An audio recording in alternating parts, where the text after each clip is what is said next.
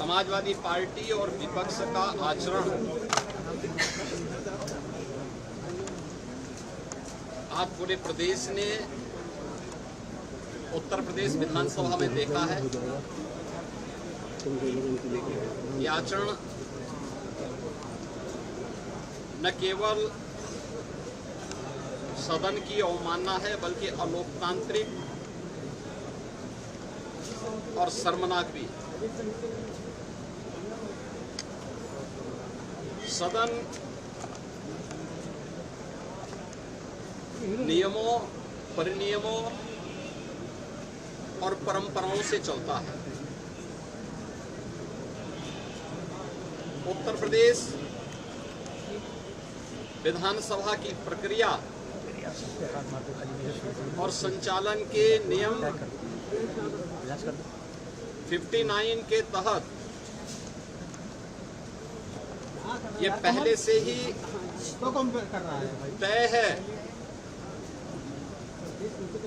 कि जो मुद्दा किसी न्यायाधिकरण या आयोग के पास लंबित हो,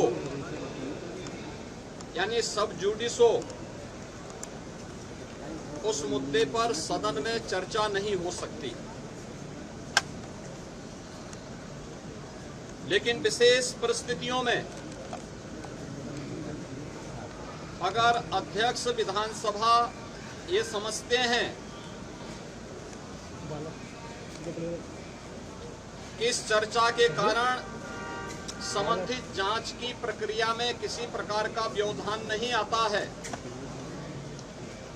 तो वे इस चर्चा को परमिशन दे सकते हैं। समाजवादी पार्टी ने कार्य मंत्रणा समिति की बैठक में भी और दलीय नेताओं की बैठक में भी इस बात के लिए आश्वस्त किया था कि वे जिन मुद्दों पे चर्चा करना चाहते हैं वे नियम के अंतर्गत अपनी नोटिस देंगे और संसदीय कार्य मंत्री ने कार्य मंत्रणा में और दलीय नेताओं की बैठक में मैंने स्वयं भी इस बात के लिए कहा था कि जो भी विषय अध्यक्ष पीठ के द्वारा स्वीकृत होंगे और चर्चा के लिए स्वीकार किए जाएंगे, उन पर सत्ता पक्ष की ओर से तर्कपूर्ण तरीके से उसका जवाब भी दिया जाएगा। बावजूद अयोध्या से राम जन्मभूमि से संबंधित मामले में जानते हुए कि माननीय उच्चतम न्यायालय में ये मामला लंबित है, उस पूरे प्रकरण की गंभीरता को समझते हुए भी इन्होंने न केवल आज सदन की अवमानना की है, सदन का अपमान किया है, साथ ही माननीय उच्चतम न्यायालय में लंबित और माननीय उच्चतम न्यायालय की निगरानी में चल रही उस पूरी प्रक्रिया को भी अपमानित करने का शर्मनाक प्रयास समाजवादी पार्टी के द्वारा किया गया। माननीय अध्यक्ष विधानसभा ने बार बार कहा कि हम चर्चा को स्वीकार करते हैं, अपनी बात को आप नियमों के अंतर्गत सदन के फ्लोर में रखिए, सदन में रखिए, लेकिन सदन की कार्रवाई को विरोध करना, प्ले कार्ड लहराना, अध्यक्ष पीठ की अवमानना करते हुए जो अपमानजनक व्यवहार सदन के अंदर समाजवादी पार्टी का था, वो अत्यंत निंदनीय है और शर्मनाक भी। संवैधानिक संस्थाओं का अपमान करना ये समाजवादी पार्टी का शौक और सगल है। इन्होंने हमेशा से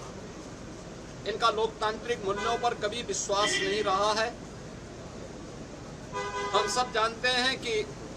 हल्ला बोल जिस पार्टी का मुख्य उद्देश्य रहा हो, वो लोकतांत्रिक कैसे कही जा सकती है। हल्ला बोल पर ये विश्वास करते हैं, कभी मीडिया पर हमला करते हैं, कभी संवैधानिक संस्थाओं पर हमला करते हैं। ये न्यायालय की बात को नहीं मानते, ये सदन में नियम और परंपराओं का पालन नहीं करते, ये भारत की संवैधानिक संस्थाओं का अपमान करते हैं, कभी चुनाव आयोग का अपमान करते हैं, कभी किसी न्यायाधिकरण या न्यायालय के अधीन संचालित किसी आयोग में लंबित किसी प्रकरण में जबरन उस प्रकरण को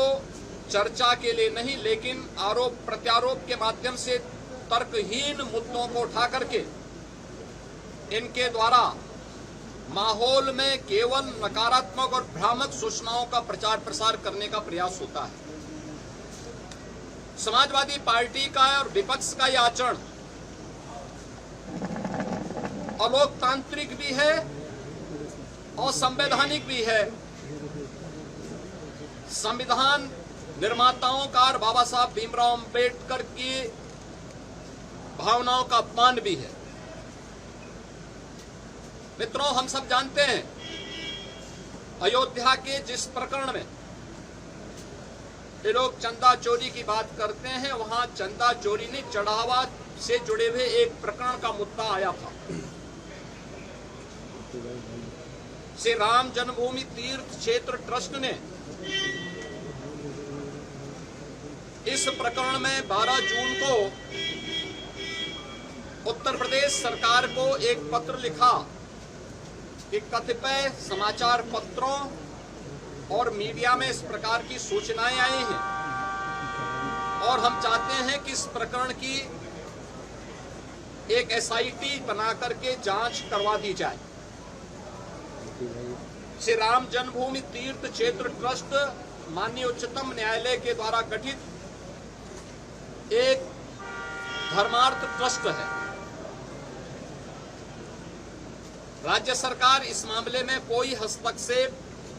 बिना ट्रस्ट के आग्रह पर या माननीय न्यायालय के आदेश के बगैर कोई भी निर्णय नहीं ले सकती थी। ट्रस्ट ने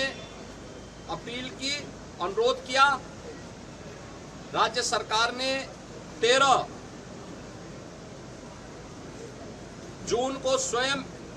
उनके अनुरोध के क्रम में एक एसआईटी गठित कर दी, जिसमें सचिव स्तर के एक सीनियर अधिकारी को एसआईटी का अध्यक्ष, आईजी रैंक के एक अधिकारी को उसका सदस्य और वित्तीय मामलों के विशेषज्ञ एक स्पेशल सेक्रेटरी रैंक के अधिकारी को उसका सदस्य बना करके इस एसआईटी को काम दिया गया कि वह अपनी रिपोर्ट उपलब्ध करवाएं, जिससे हम ट्रस्ट को इसके लिए आगे की कार्रवाई के लिए कह सकें। 15 जून से कार्य प्रारंभ किया। इस पूरे प्रकरण में एसआईटी ने अपनी कार्रवाई प्रारंभ की और 23 जून को उन्होंने अपनी पहली अंतरिम रिपोर्ट प्रस्तुत की। 23 जून की अपनी रिपोर्ट के बाद जो रिपोर्ट एसआईटी ने उपलब्ध करवाई, उस रिपोर्ट के क्रम में उत्तर प्रदेश सरकार ने ट्रस्ट को उसकी सिफारिशों को उपलब्ध करवाया और ट्रस्ट ने 25 जून को इस पर एफआईआर लॉन्च करवाया। अयोध्या में एफआईआर लॉन्च हुई। एफआईआर लॉन्च होने के बाद उपलब्ध साक्ष्य और प्रमाण के आधार पर कुल 8 लोग पकड़े गए, जिनमें 6 लोग चढ़ावे से जुड़ी हुई धनराशि में चोरी करते हुए या धनराशि को इधर उधर करते हुए देखे गए। उस आधार पर कार्रवाई हुई। 2 लोग इस पूरे प्रकरण में जिनकी जिम्मेदारी थी, उन लोगों को और उसके साथ जोड़ करके यह 8 लोगों की गिरफ्तारी हुई। अभी एसआईटी की जांच चल ही रही थी कि माननीय उच्चतम न्यायालय में जो योजित एक पीआईएल थी, उसके तहत उच्चतम न्यायालय ने आगे की कार्रवाई के लिए एसआईटी के पुनर्गठन के साथ ही इस पूरे प्रकरण को अपने देखरेख में आगे बढ़ाया। इस मामले में किसी भी साधु संत का कोई संलिप्तता प्रारंभिक जांच में एसआईटी की प्रारंभिक रिपोर्ट में कहीं भी नहीं पाया गया। 1100 से अधिक कर्मचारी श्री राम जन्मभूमि मंदिर के उस पूरे प्रांगण में इतने कार्मिक कार्य करते हैं और 1100 से अधिक लोगों के बीच में कुल 8 लोग इस मामले में प्रत्यक्ष और अप्रत्यक्ष रूप से जिनकी भूमिका उस मामले में उपलब्ध साक्ष्य और प्रमाण थे उस आधार पर पाई गई। इसके लिए साधु संतों पर आक्षेप करना, इसके लिए अयोध्या धाम को अपमानित करना, बदनाम करना, श्री राम जन्मभूमि मंदिर को बदनाम करना, उन 1100 कर्मचारियों को जो राम जन्मभूमि मंदिर की व्यवस्था में लाखों श्रद्धालुओं को सुविधाजनक तरीके से दर्शन कराने में अपना योगदान दे रहे हैं, दिन रात सर्दी गर्मी बरसात किसी भी स्थिति में दर्शन कराने में अपना योगदान दे करके उत्तर प्रदेश के परसेप्शन को अच्छा बनाने में योगदान दे रहे हैं और उत्तर प्रदेश में धार्मिक पर्यटन को प्रोत्साहित करने में अपना योगदान दे रहे हैं।